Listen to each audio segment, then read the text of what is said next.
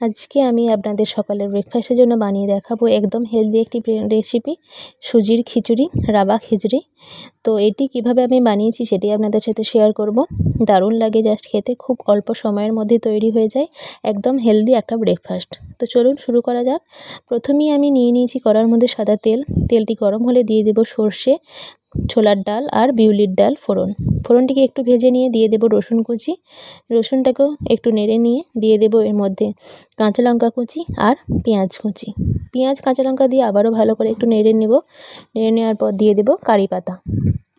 একটু নেড়ে নেওয়ার পর দিয়ে দেব টমেটো কুচি, গাজর কুচি, ক্যাপসিকাম কুচি, বিনস কুচি।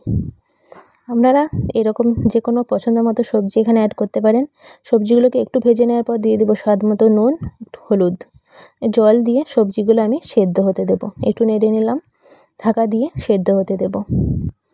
দেখুন সবজিগুলো আমার সেদ্ধ হয়ে গেছে, জল ফুটে গেছে।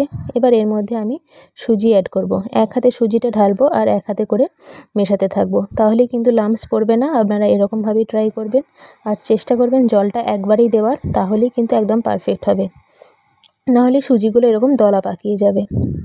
দেখুন এটা একটু ঢাকা দিয়ে রেখে দেবো সুজিটা যাতে ফুলে যায়। সুজি আমার একদম ফুলে গেছে, দেখতেই পাচ্ছেন কত সহজেই তৈরি হয়ে গেল সুজির খিচুড়ি। এবার শেষকালে একটু 1 চামচ ঘি দিয়ে নেড়ে আমি নামিয়ে নেব। দেখতেই পাচ্ছেন সুজির খিচুড়ি একদম হেলদি একটা ব্রেকফাস্ট। একদম আমি সার্ভ করে দেখাচ্ছি। খেতে জাস্ট অপূর্ব হয়েছে। আপনারা অবশ্যই একবার বানিয়ে দেখবেন। আমার রেসিপি